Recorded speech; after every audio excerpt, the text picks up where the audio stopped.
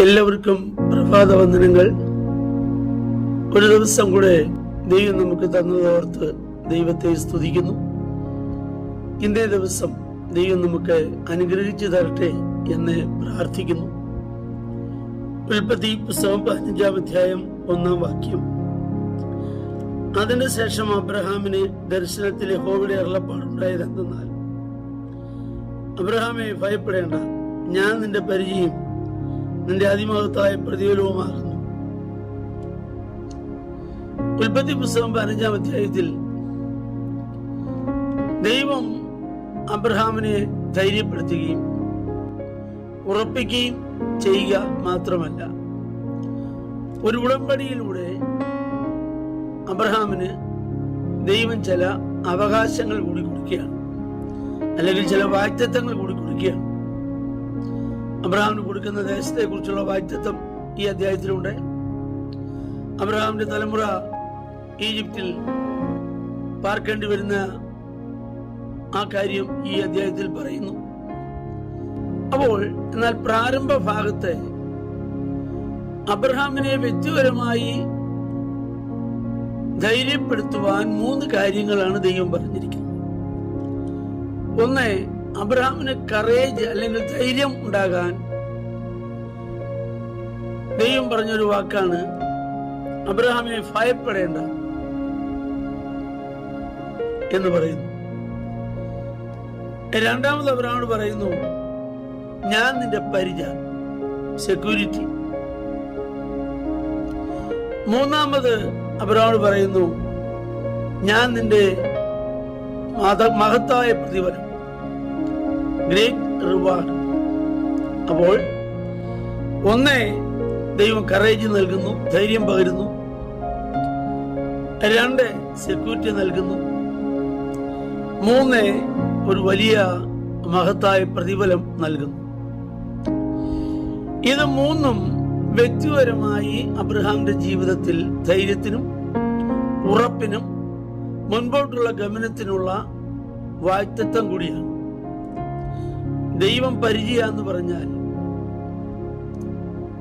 അതിനപ്പുറം നമുക്ക് എന്താണ് വേണ്ടത്?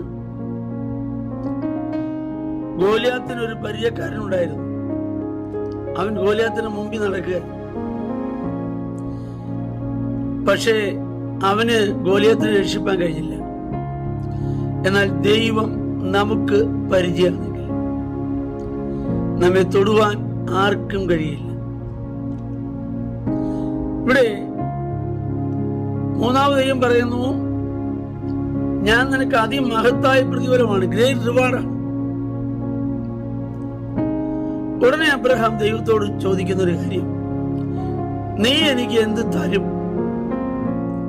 ദൈവം പറഞ്ഞു, ഞാൻ തന്നെ നിനക്ക് പ്രതിഫലമല്ലേ. എന്നിട്ട് അബ്രഹാം ചോദിക്കാം, നീ എനിക്ക് എന്ത് തരും? ചിന്തിക്കുക,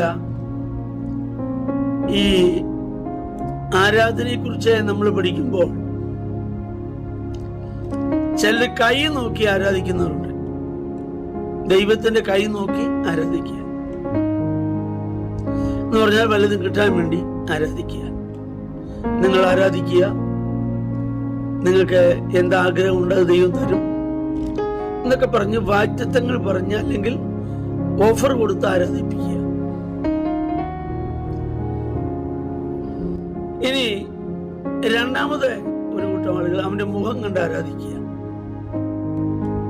അവന്റെ കൃപയെ ധ്യാനിച്ച് ആരാധിക്കുക. എന്നാൽ ഈ ദൈവത്തിന്റെ കൈ നോക്കി ആരാധിക്കുന്നവര്, അവരെടുക്കുന്നൊരു വാക്യമുണ്ട്, ദാസന്മാരുടെ കണ്ണയജമാന്റെ കയ്യിലേക്ക് എന്ന പോലെയും ദാസിയുടെ കണ്ണയജമാനത്തിയുടെ കയ്യിലേക്ക് എന്ന പോലെയും എന്ന് പറഞ്ഞിട്ട് അടുത്ത ഭാഗം അവര് ശരിക്കും വായിക്കുന്നില്ല. എന്നതുപോലെ ഞങ്ങളുടെ കണ്ണുകൾ നിന്റെ കയ്യിലേക്കാണ് നല്ല എഴുതിയിരിക്കുന്നത്. അതാണ് ശ്രദ്ധിക്കേണ്ടത്. ഞങ്ങളുടെ കണ്ണുകൾ നിങ്കലേക്ക് ഉയർത്തുന്നതാണ്. അപ്പൊ ദാസന്മാരുടെ നോട്ടം കയ്യിലോട്ടാ, ദാസിയുടെ നോട്ടം യജമാനത്തിന്റെ കയ്യിലോട്ടാ. പക്ഷെ നമ്മുടെ നോട്ടം ദൈവത്തിങ്കിലേക്കായിരിക്കും. ദൈവത്തിന്റെ കൈയല്ല നോക്കേണ്ടത്. അബ്രഹാമിനോട് ദൈവം പറഞ്ഞു, ഞാൻ നിന്റെ പ്രതിഫലമല്ലേ. സകലത്തിന്റെയും ഉടയവനും സൃഷ്ടാവുമായ ദൈവം പ്രതിഫലമായിരിക്കുന്നെങ്കിൽ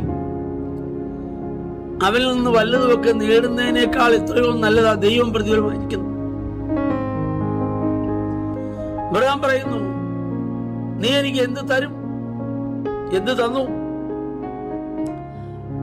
ഞാൻ മക്കളില്ലാത്തവനല്ലേ?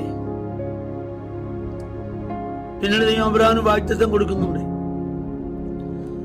നമുക്ക് ആവശ്യം ദൈവത്തിന്റെ ധൈര്യപ്പെടുത്തുന്ന വാക്ക്, നീ ഭയപ്പെടേണ്ട. നമുക്ക് ആവശ്യം, ദൈവം പറയുന്നു, ഞാൻ നിന്റെ പരിച. അതിലധികം സുരക്ഷിതത്വം നമുക്ക് എവിടെ ലഭിക്കാനാ? ദൈവം പറയുന്നു, ഞാൻ നിന്റെ അതിമഹത്തായ പ്രതിഫലം.